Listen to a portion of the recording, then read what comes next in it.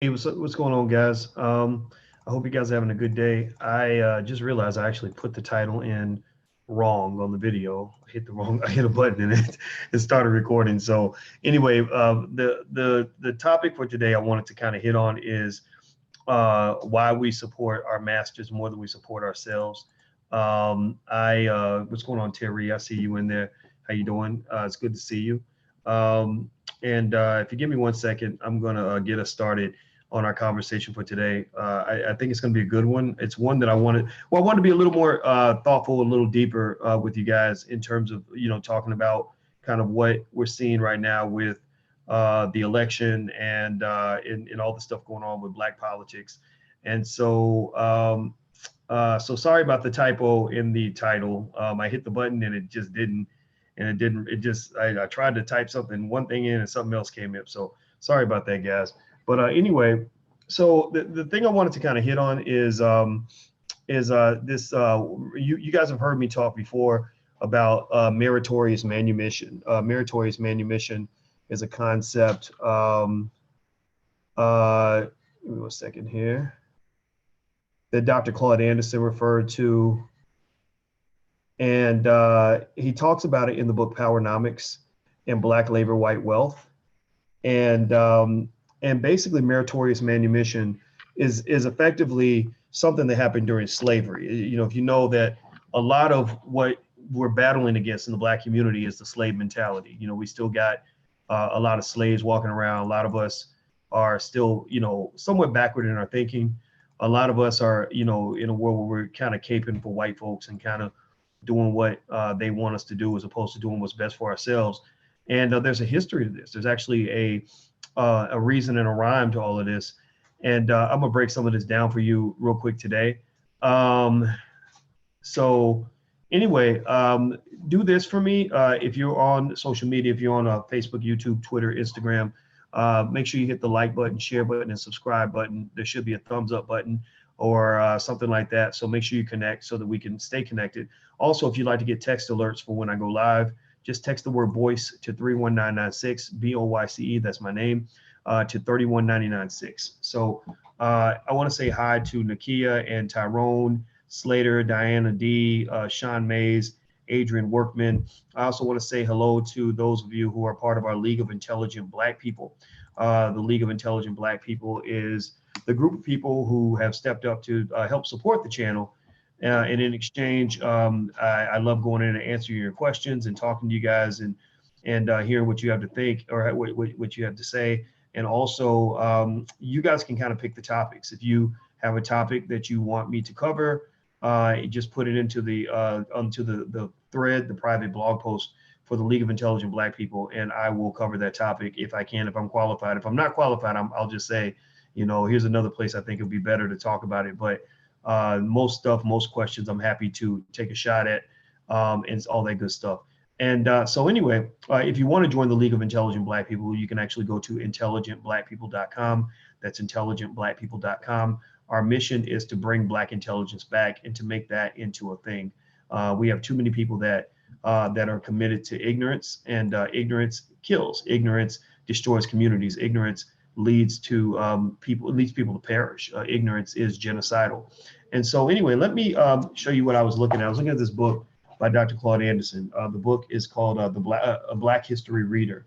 Now, you guys know I love Dr. Anderson. I think that he's a more important figure in the world in terms of scholarship. He's more important than pretty much. I can't think of a white scholar more important than Dr. Claude Anderson. I can't. There's not anybody more important to the Black community than Dr. Claude Anderson, because he writes books and gives knowledge just for you.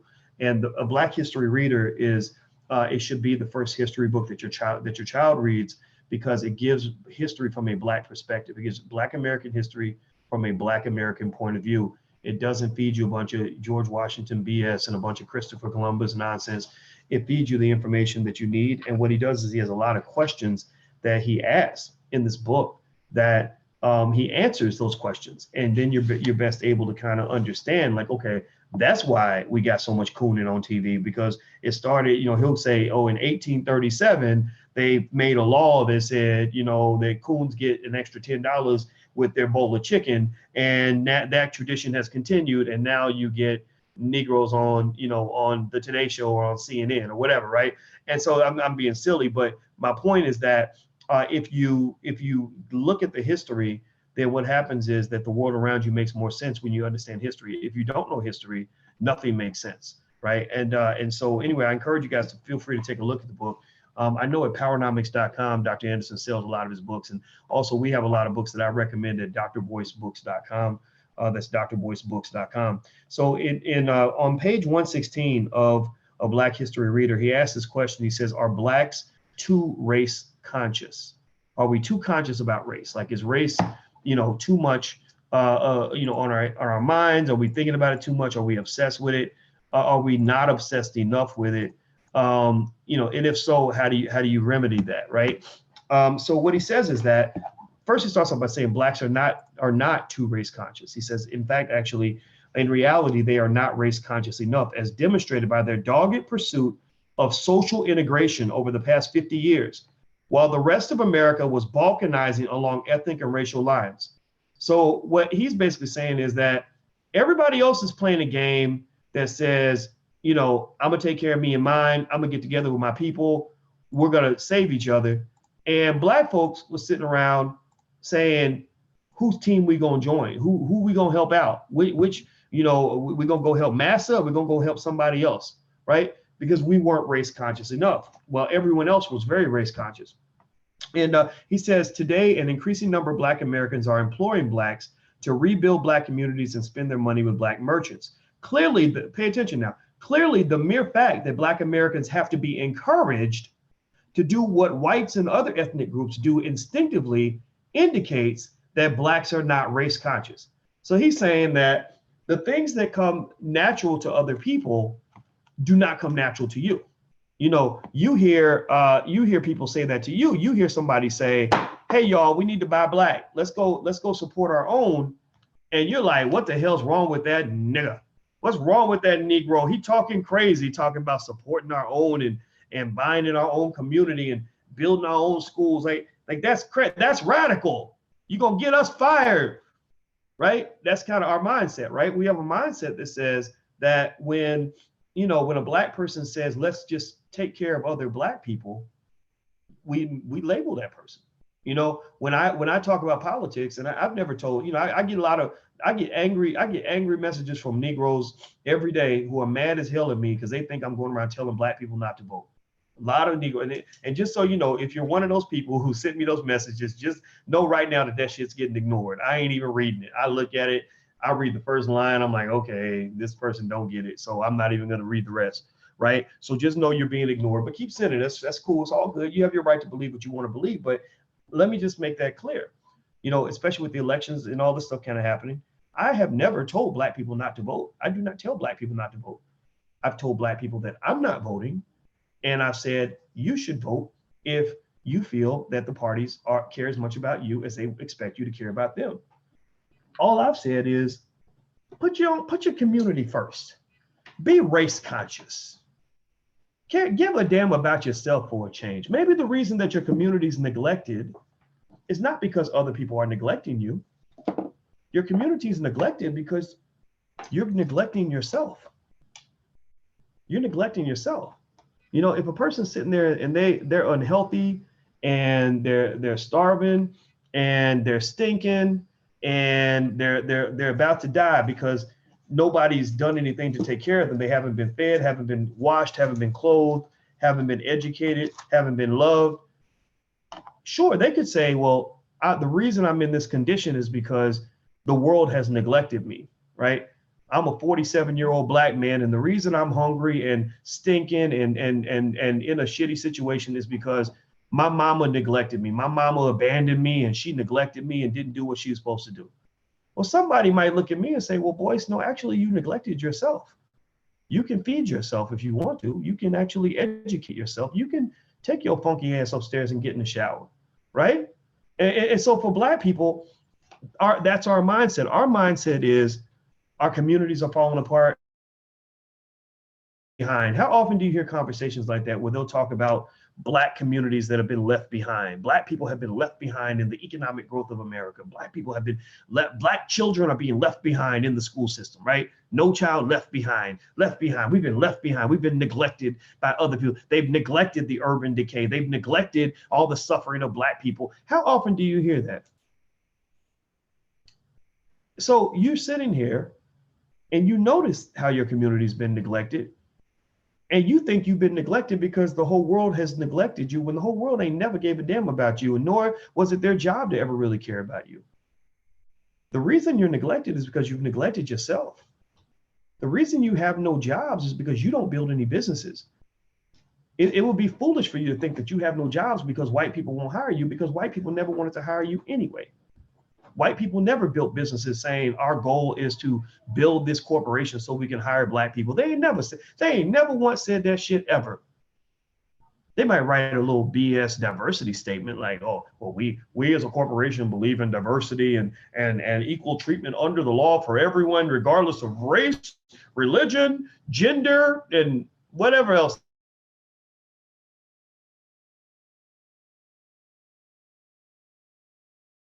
That's really what they believe. And so ultimately,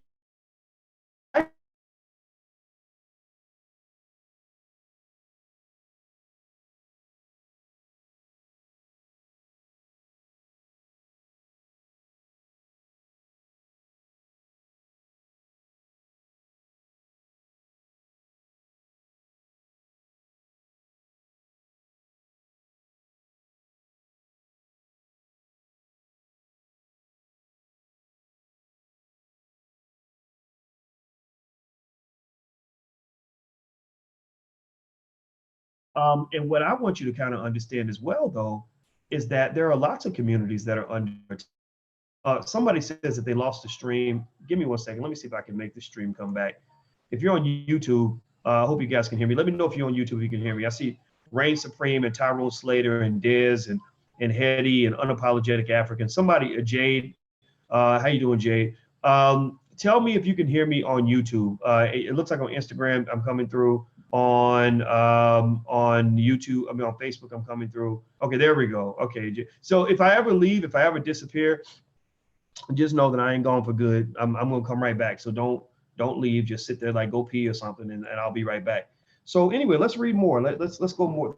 So I'm reading from Dr. Claude Anderson's book, A Black History Reader.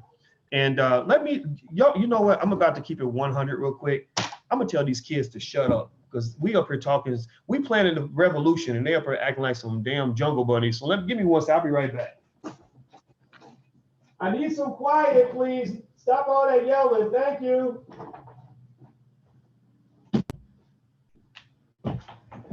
I know, yes, I use the term jungle bunny. Sue me. Anyway, so let's keep going. You know how it is, you gotta get them kids to be quiet. All right, so here's the thing. We planning the revolution. Y'all are acting like some assholes. Okay, so here's what else it says in the book. Why they gotta be jungle bunnies? Because y'all know how we are. We're so derogatory toward each other. Just terrible. I'm a terrible person right now. All right. So anyway, so listen to this now. Pay attention. Let's get serious now. Let's stop laughing. All right. So clearly, the mere fact that Black Americans have to be encouraged to do what whites and other ethnic groups do instinctively indicates that Blacks are not race conscious. That we're not race conscious enough to have a self-interest that puts our own people first.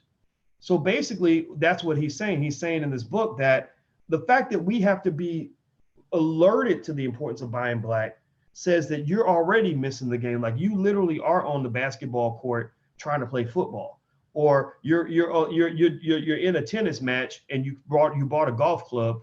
Your instincts for the game that you're playing are not even there. Right. And again, it's not totally your fault. I mean, again, a lot of brainwashing had to go into this. Now, then he says that unlike whites who identify and unite around their whiteness, Blacks lack a sense of oneness and solidarity that is needed for group-based socioeconomic empowerment. Now, that's why I did the Black Dragon lecture. Now, I don't know how many of y'all came to the Black Dragon lecture I did the other day. Raise your hand if you did come out. There was about 1,000 people that signed up to come in.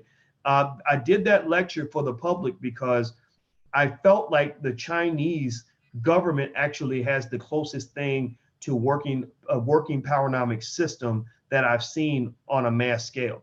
The United States government, the United States as a country does not practice powernomics.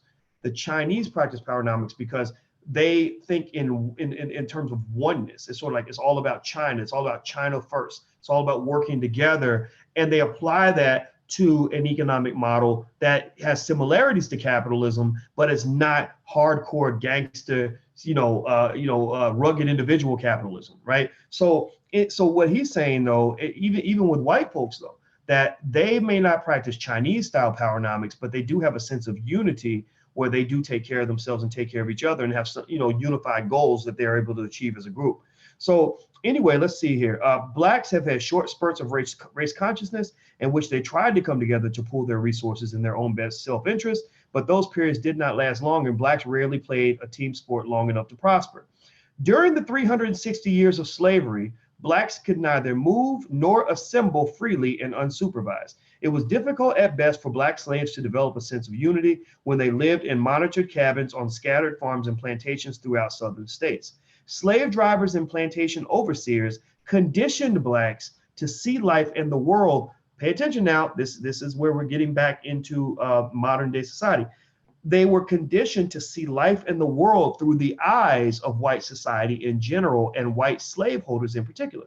Without protection of the law, many blacks tried to protect themselves by professing their love for their masters and all forms of whiteness. Just as it is in present day society, slaves were conditioned to believe that by advancing the interests of the master in white society, they were advancing the interests of slaves collectively or themselves as individuals. Now, I need you to pay attention to that, and I need you to think about this one line every time you hear some Negro talking about we need to get out here and vote for whatever white man is running for office in the Democratic Party because the rising tide will lift all boats. Right? We need to support this white man who's running for office because he's going to pass a Medicare bill and it's going to help a lot of black people, right? Like how often do you see, it's mostly the bougie Negroes, the ones that you see on mainstream media that are consistently saying, and Vicky Diller pointed this out, Vicky Diller from Fly Nubian Queen, she's in here. I love you, Vicky. You are the best. I swear you're amazing. And Vicky pointed that out. Vicky was basically pointing out the fact that, and I'm not going to mention who she was talking about. I'm going to let y'all go check her out on Fly Nubian Queen and see who she was talking about, because I don't want to pick no fights with nobody. But she was pointing to a prominent black person who was on TV talking about this whole thing with Megyn Kelly and how afterward, him and a bunch of other bougie black people, part of the elite, were basically saying, well, to deal with the race problem, we need to sit down with whites and integrate with them and have more conversations with them and get them to understand our point of view and on all this other stuff. So to some extent, you have, I guess, black people that are sort of conditioned to be that bridge between white and black. And it's not necessarily a bad thing to get along with other people, but there's a mentality that says that the key to our liberation is to convince white people that we're as good as they are, right? The key to our liberation is to convince white folks that they should treat us better. The key to our liberation is to convince white folks that they should allocate us more resources. The key to overcoming racial oppression is to convince white people that the way they've treated us is wrong and that they should actually support programs that are going to do things that are more beneficial to minorities. And I'll just tell you the truth. I'm not trying to convince white people of shit. I'm not trying. No. If you are a bigot and you are ignorant, that is your motherfucking problem, not mine. That is your mental illness, not mine. That is not an issue. I'm not your doctor. I'm not here to cure Massa of whatever ails him. Like that, we ain't on the plantation. I'm not here. I'm not bringing you like chicken soup and hot water so that Massa can get better, at his own speed. No, I'm more like the person that says, look, if you don't get it right, we're going to have a problem. You're going to come ask me for something, and I'm not giving you nothing. You're going to come begging me for your vote, and I'm not going to answer the door because you choosing to hold on to this backward thinking in which somehow somebody told you that I was inferior to you, which really makes you inferior to me because only an inferior person would believe some retarded shit like that. Only an inferior, seriously. So my point here is to say, and I want you, let's look at this last sentence again. I think it's quite accurate. Just as it is in present day society, slaves were conditioned to believe that by advancing the interest of the master and white society, so by taking care of white folks, it might be your corporation you work for, it might be the university you work for, it might be a political party you work for, that by advancing the interests of the master and white society, they were advancing the interests of slaves collectively or themselves as individuals. So again, I think this is, and it's almost understandable in the sense that it's almost like a defeatist mindset. It's a defeatist mindset that says you can't beat them, so you might as well join them. You know, you can't compete with white folks, so you might as well go ahead and just give them what they want, make them happy, massage his balls a little bit, and then maybe he'll break you off a little something. He'll throw you a bone every now and then, right? That's kind of what that mindset is, and that's fine. That's a loser mindset that works well for loser people who don't have confidence in their own ability to produce and create things for themselves.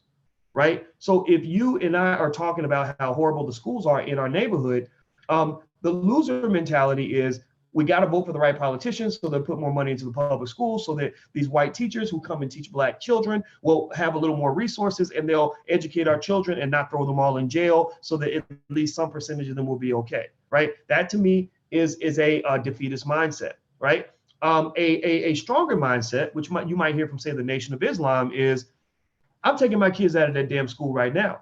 You know, and we will pool our little money together and we will start a school, even if I start that school in my living room and me and my neighbors are the teachers and we're using YouTube to teach our children. We're going to do it ourselves, just like the former slaves did right after slavery, right after the Civil War. They built Simmons College of Kentucky. Former slaves built that school. They said, white folks, we don't want white people educating our kids because that's very dangerous. We're going to educate our kids and we can do it. Just give us a building. Let's use the church and we're going to bring the kids into the church, get whatever books we can find, and we're going to educate them and we're going to lace everything with hard work and love. And it worked. It worked. That school has produced numerous black doctors, lawyers, professors, mathematicians, scientists, all different kinds of things. Right. So anyway, let's keep going. Let's keep reading. By the way, take 1 second. If you're on YouTube, hit that thumbs up button, please. And also make sure you subscribe. If you want to follow via text or be connected via text so I can hit you up when I go live, text the word Boyce to 31996. My name Boyce to 31996. Also, if you want to join the League of Intelligent Black People, you can go to intelligentblackpeople.com. That's intelligentblackpeople.com. When I say the URL, if somebody could type it in, I'd appreciate it. So that way we can get back to the conversation. But I want to mention these things because we want your help in growing the outlet so that we can, it's a battle. You know, everybody has their own message, their own perspectives. We have our perspectives, and we're going to make sure our perspective is the one that's heard, where everybody has a choice. You know, everybody can either choose it or they can walk away from it, but they won't walk away from it because they never heard it. There are millions of black people who are stuck in mental slavery because nobody presented them an option that goes outside of the cage that they've been living in their entire lives.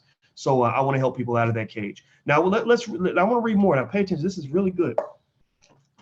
Now, reading from the Black History Reader by Dr. Claude Anderson. It's on his website, powernomics.com.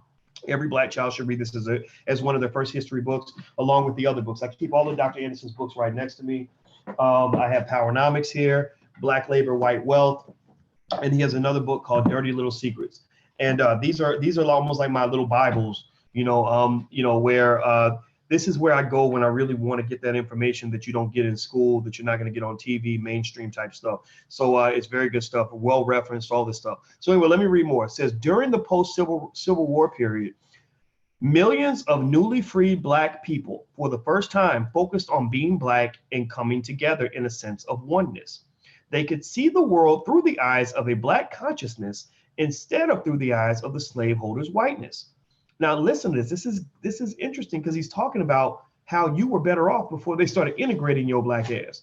When they started this integration civil rights bullshit that y'all glorify and celebrate because you learned in school that was the greatest thing a black person ever did, was getting white people to like them. That you lost all of that. You diluted everything strong and powerful that you were ever going to do. I was talking to a Black woman this morning by the name of Danielle Pierce. Danielle Pierce is she's an expert. She's with Fly Nubian Queen, but she's an expert in foreclosures and something else. Tax lien sales. So she does real estate, right?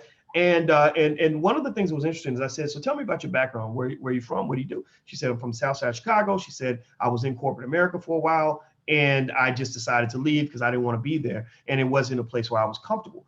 And I said, it's really interesting that there are so many Black people I know in my space where they didn't find their greatness. They didn't tap into their greatness until they were marginalized by white people, right? That being marginalized by mainstream white society was the best thing that ever happened to them.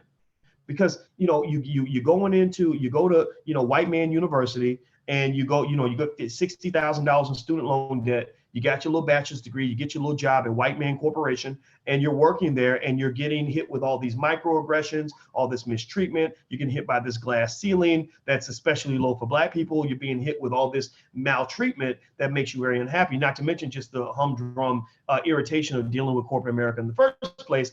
And then one day, either you leave because you're just sick of the shit, or if you're really lucky, they might fire you and boot you out and not even give you a choice. So then you leave and you have to figure it out. You have to now do things you never thought you're going to do. You're like, well, gosh, now I got to learn how to start a business, or now I have to learn some other ways to make money. And what happens is you get out here and you find out that there are all these other avenues that you never would have looked into if you had remained in your same situation, right? So to some extent, integration is embodied in the acceptance of the Negro in mainstream America. Integration is the Black American dream for the corporate Negro, for the Negro that wants to receive validation by going to the white university, working at the white corporation, all these other things, right? So integration kind of creates that world. But the thing is that segregation is when you really saw Black excellence in its best form. Segregation is when you saw Black people truly like hustling or at a level that you don't hustle when somebody kind of just makes it easy for you. When somebody just gives you that job, you don't have to necessarily put your passion into figuring out how to start a business.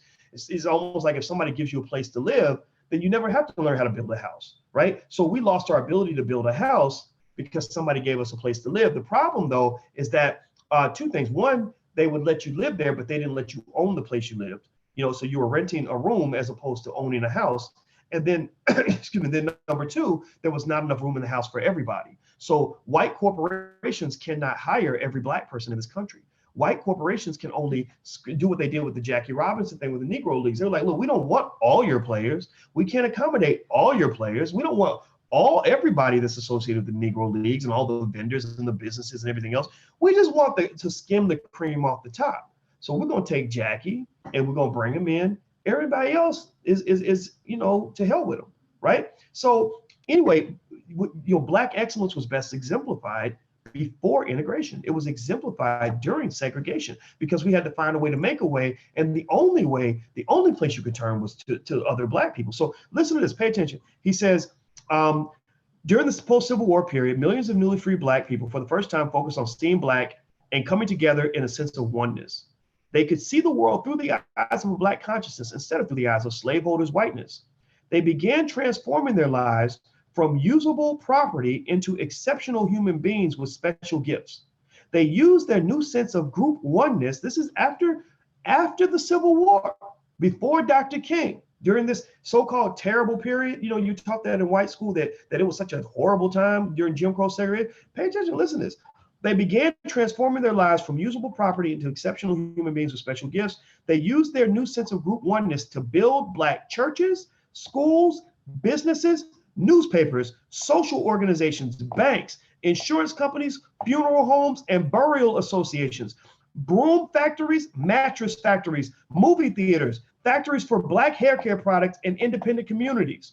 It was within these quasi-communities that Blacks successfully stored their history, culture, pride, and businesses.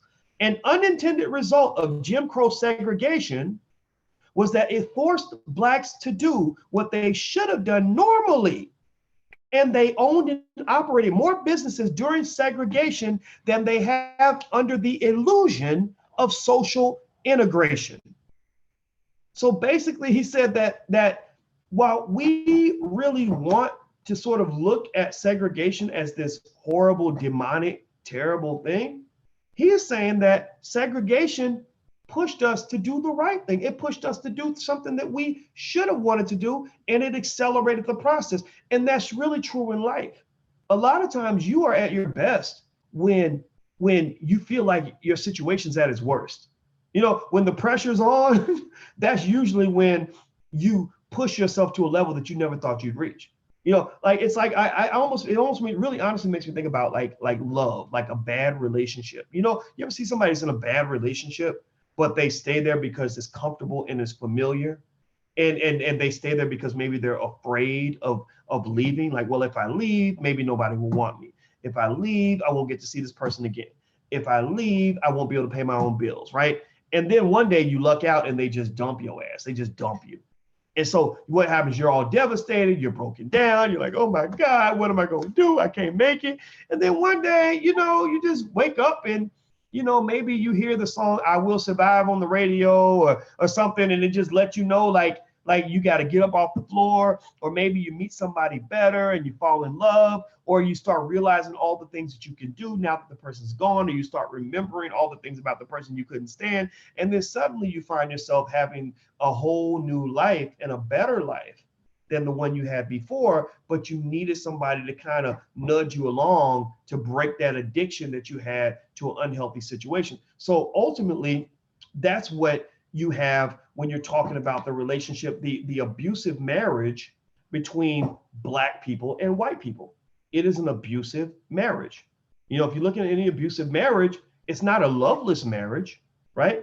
Most abusers, in their mind, in their warped little minds, they actually love the person that they're beating the shit out of every day. Like they really, in their minds, they need that person, and they think they love that person, and they think that they're showing love to that person. So a lot of white folks, when they say the most disrespectful things to you, in their mind, sometimes they really don't get it. Sometimes they really are like, why are you mad? Like, I really believe Paula Deen truly had Black friends that she considered to be her best friends in the world. You know, I don't think she realized how disrespectful she was. I believe Megyn Kelly, in her weird little way, you know, it was like honest when she was like, well, I don't understand the problem with blackface. And I bet you if you saw her just out and about, she probably has lots and lots of Black. Donald Trump has Black friends. You know, I think that's why he's so frustrated and confused. Like, why do Black people hate me? Why are they calling me a racist?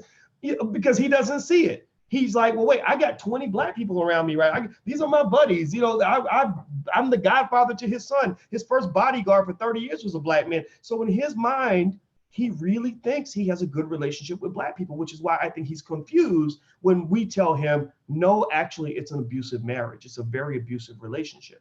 So ultimately, I think that for us as Black people, what we got to understand is that as the people who are not benefiting from this abusive relationship, when we're in this marriage where things are not equal or fair, or we're being mistreated on a regular basis, it is up to us to, you know, sometimes just say, you know, we don't hate you. We ain't too mad at you. We know you're limited. Like, we know your thinking's limited. We know that there's certain things that you just won't get. So we're going to help you in that process by leaving. You know, I packed my suitcase. I'm already moving to my mama's house. And we're going to let you stay here. And instead of doing what these Negroes do when they go on TV, trying to cape for white folks and explain racism to them and explain how much it hurts when you say that blackface isn't offensive, or how much how sad it is, how it makes me feel so bad that you don't want me in your institution. Rather than doing all that shit, no, you just pack up. You say, I'm going to go to my mom's house, and you stay and you work that shit out. You figure it out. And then when you realize how much you need me around, or maybe you never will, I wish you the best. But out of respect for myself, I'm not going to let you treat me this way. Right. So, you know, and so I think that when you're talking about like this relationship between the Black community and, say, you know, you're talking about the Democratic Party, I think that's a perfect example of an abusive marriage. They know they know they're neglecting us, but they really think they're your friends. The reason they really believe they're your friends is because they're thinking about the times where they were there for you when nobody else was. They're thinking a little bit almost the way a pimp feels like his hoes should be grateful to him, because when he met that in his mind, he's like, when I met that bitch on the corner, she was hungry, she was cold, she didn't have nowhere to go. Now she's wearing fur, now she's eating good. Now I put a little money in her pocket. Why in the world would she ever be mad at me? Well, the reason she's mad at you, the reason that she's having an issue with this arrangement is because she's starting to awaken and realize this is not equitable. That there are a million and one things that you're doing to me that you would never allow me to do to you. I was watching the other day, I was watching this poem, or not this one, this play. It was anybody remember this play from back in the day with Sherman Hemsley and Robert Gillion? It was called Purlie, Purlie. It's really good. It's on YouTube. Watch it. It's so good. Anyway, there was one scene where the massa, I think they were sharecroppers, and there's one scene where Robert Gillion, he has a girlfriend, a girl that he's gonna marry, and Massa, they're trying to get Massa to give him some money and help him out. So one of the guys sends Robert Gillion's girlfriend up to just, cook in the kitchen for Massa for the day, right? Massa's like, well, let her stay here for a while and I'll make sure you get that money, right? So they're like, why would you do that? You shouldn't let him around. He's an old, dirty old man, blah, blah, blah, blah, right? So she comes back and she's all upset and mad and traumatized because, Massa was hugging on her and trying to kiss her and everything else. And so Robert Gilliam is livid, like he's pissed off and he's ready to go and kick this man's ass. And I think in the play, well, I'm not gonna spoil it. Well, again, I'm gonna spoil it, I guess. But he ends up killing him, right? And they were like, well, you can't do that. You got to stay calm. Like, why would you do that? And basically, he says, look at what he did to my woman. Look at how he disrespected my woman. And then he shut them down by saying, what do you think would happen if I did that to his woman? What do you think would happen if I was hugging up on his woman, kissing his woman on the cheek, or trying to pinch her in the booty, right? He doesn't say it in those words. He says it more articulately, but that's the point, right? And when you look at it like that, you're like, whoa, okay, I get it now. So my thought is, when I think about, the Democrats, Republicans, or anybody that's asking for the black vote, I always say, okay, so we have supported them loyally. We've done everything in our power to help them to stay in power. They've neglected our communities. Bill Clinton incarcerated so many black people that literally mass incarceration is probably on par or greater in impact than the Nazi Holocaust. So to some extent, he played the role of an Adolf Hitler for black people. If you look at how many families were destroyed and ruined and how many lives were ruined over mass incarceration, they haven't gone back and released any of those people that are, or many, they haven't released hardly any of those people that got those long sentences. If you were a brother that got I know guys that got, 10 life sentences with no parole for nonviolent drug offenses in the 80s and the 90s, they ain't gone back and got none of those people out hardly. And so, when you look at that and you look at that neglect, you look at that maltreatment, you look at the things that they've done to us, and yet they're still asking for our favor. I think the best way to really see the inequity is to say, would they support us if we did the same thing to them? If you treated them the way they treat you and then asked them to do you a favor, would they do that favor? Would they be able to just forgive and forget and walk away? No, they would not. They would not. Why? Well, because they're not stupid. They're not stupid. So for black people, my thought is let's just stop being stupid. That's it. Let's just stop being stupid. Let me read more. Let me read more of this. So Dr. Anderson talks about, the illusion of integration and how that actually ruined black excellence.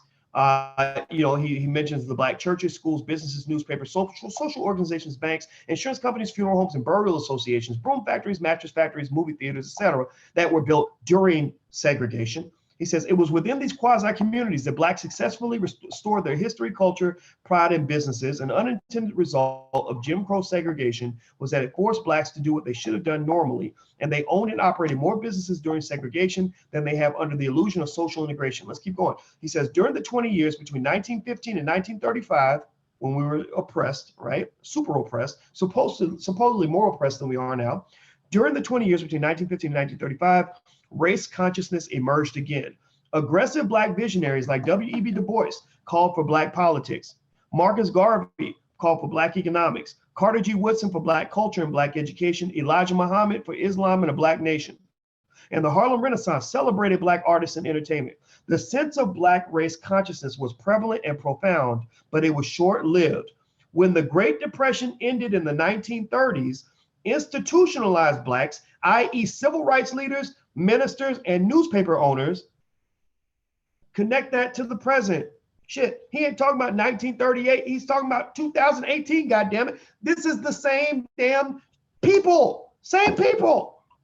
When the Great Depression ended in the late 1930s, institutionalized Blacks, civil rights leaders, ministers, and newspaper owners felt there was too much Blackness or race consciousness and called for Black Americans to seek inclusion in mainstream society. They urged the visionary Black leaders and their respective organizations to shift their focus from race consciousness to universality, another name for social integration.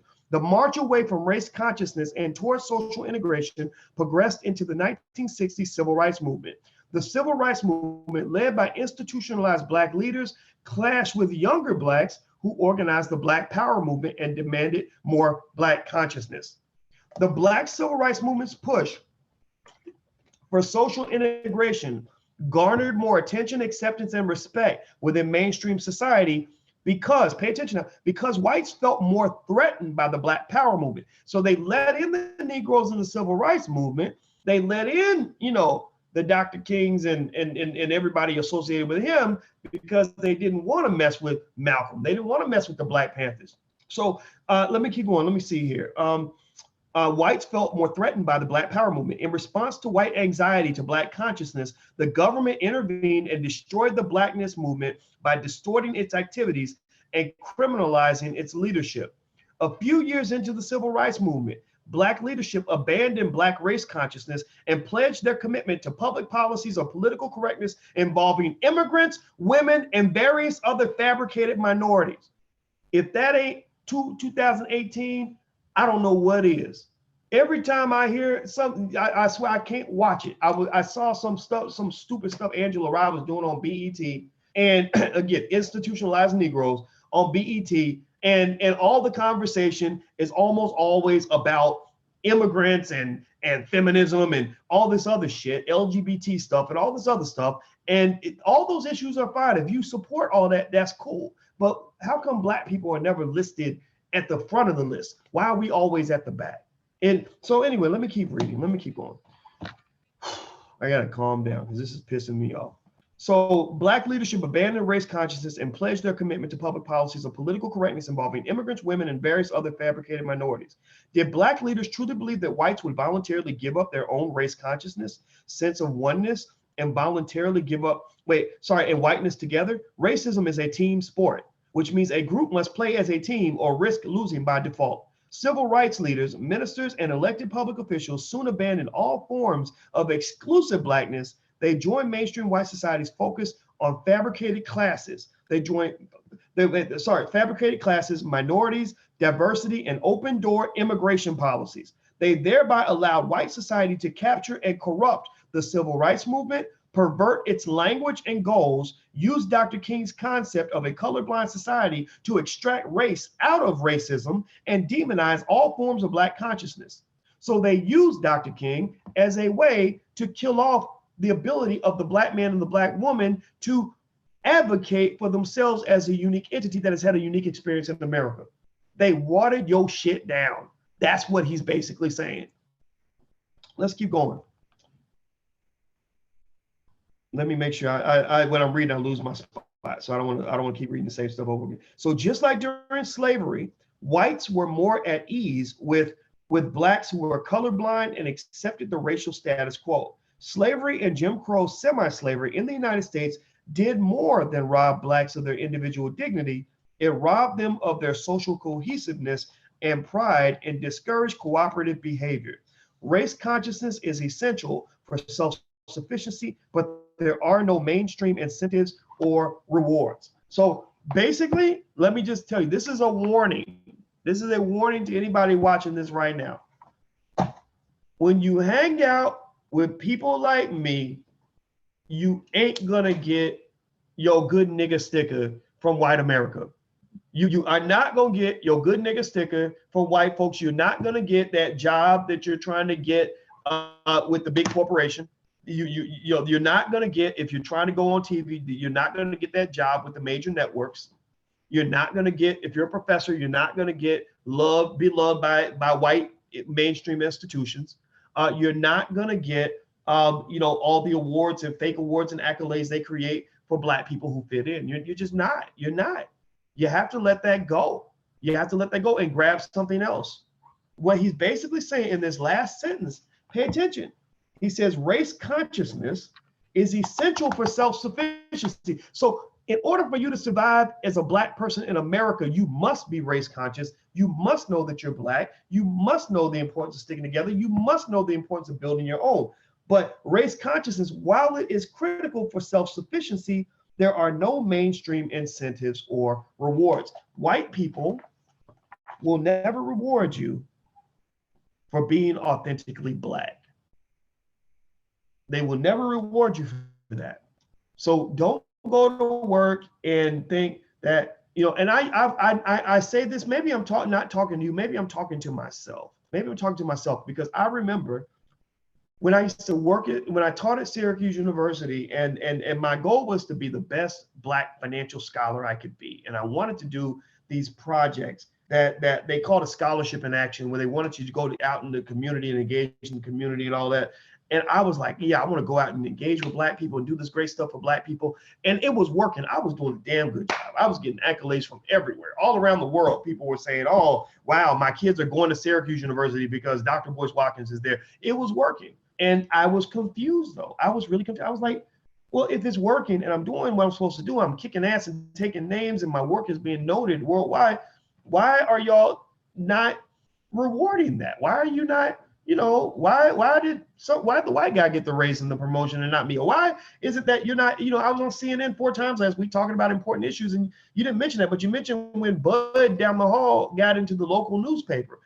I didn't understand why it wasn't being rewarded, because I think even in my 30s, I was still under this illusion that maybe, white folks kind of wanted you to win. I'm embarrassed to say that. It sounds weird, but it's almost like you grow up black thinking that as long as you do what you're supposed to do and you do it well, that good people are going to be happy for you, that they're going to want you to do it well. And what I learned is that that's not generally true. What's actually true is people will reward you for supporting their interests. That's all it comes down to, period. It's not about how good you're doing and how happy you are and how successful you are at your job. It's about supporting the interests of the people that you're serving, right? So by me going out here being pro-black and being radical and fighting on these important issues, I wasn't supporting the interests of my master. I was supporting the interests of the people I work for, and because of that, they were embarrassed by my work. They didn't like, I might have drawn attention to the mass incarceration of black men in America, but they didn't care about that. They're like, no, you can talk about immigrants or women or LGBT, but you're talking about black men. Nobody cares about black men. This is even before Trayvon Martin and everything, even before the police shooting issue got on the radar screen. When I would talk about those sorts of issues, it was not something that put me in good graces with my employer. So generally speaking, I would just say that I understand why black consciousness, the mantle of black consciousness, is not picked up by very many black people. The reason the mantle of black consciousness is only picked up by, say, 10 to 15% of our population, I'm talking about picked up in an authentic way. The reason is because it's a hard fucking life. It's a really hard life. It's a life of broken dreams and broken promises, where you grow up believing that because you went to white man university and you played the game by the rules, you don't have no felonies, you did what you're supposed to do. you get these promises, these cookies at the end of the rainbow. You get your good nigga sticker, which comes with awards and accolades and all these things that allow you to go back and say, look, mama, I made it. I am a successful person. I work at this corporation and they gave me the corner office and they're paying me $200,000 a year. Mama, I made it, right? I graduated from Yale. I got an award. Mama, I made it, right? And then you really go deep down the rabbit hole of Black consciousness. You start taking the red pill instead of the blue pill. And next thing you know, you're a hardworking Black person who's accomplished a lot, but you're being treated almost like you're a criminal. And so what I'm just here to tell you, though, is that that's the right move, because ultimately that does redeem your soul. It was harder. It's never been harder to be a conscious Black man. I mean, in the sense that that was one of the hardest things I ever had to do. But I've never felt that I was living a more meaningful and rewarding life. I almost feel almost like the Matrix. I almost feel like I was living a fake life, and then I started living a real life. So that's pretty much it. That's the point. I want to make in this. I saw Sean King kind of popped in. I want y'all to know, even though I don't agree with everything Sean King says, I think Sean King's awesome. Sean King seems like an authentic person. I think he really believes in what he's doing. And so even when I see people like him that are doing that might say something where we're not in complete alignment, I think Sean is one of the good ones. So I want to make sure, in case he's listening or in case anybody's listening that knows him, tell him I said that. I respect the guy. I think he's I think he's real about what he does, and I think that we should support people like that. So anyway, with that being said, do this for me. Please hit the like button, share button, and subscribe button before you go. Hit the thumbs up button if you're on YouTube. If you want to join our League of Intelligent Black People, you can go to intelligentblackpeople.com. That's intelligentblackpeople.com. Also, last but not least, if you want to learn how to start a business, we have a group of powerful Black scholars that are teaching business, economics, finance, investing, real estate, everything else. And you can go to theblackbusinessschool.com. We're actually having a Black Wealth conversation with the Black Business School students tonight at 8 o'clock. So if you want to be invited to that, just go to theblackbusinessschool.com. You can actually just get started for free. There are classes that have a small fee, but just the free membership, even that actually has a lot of value. So feel free to check it out. Last but not least, if you want to connect via text message, text my name, text BOYCE, BOYCE to 31996. Text the word voice to 31996. All right, Paula. I see Paula Hayes says she's new. She says, I'm new. I enjoy your dialogue. Okay, well, welcome to the Terror Dome, Paula. We're glad you're here. And thank you, Nakia and Magdalene and Donald and Chiffon. And I see G Life is real and NATO Caliph and everybody else. You guys are awesome. You give me life. So I'll see you guys soon. I'm about to go running. My fat ass needs to get out and get some exercise. So I'll see you guys later. Take care. Peace.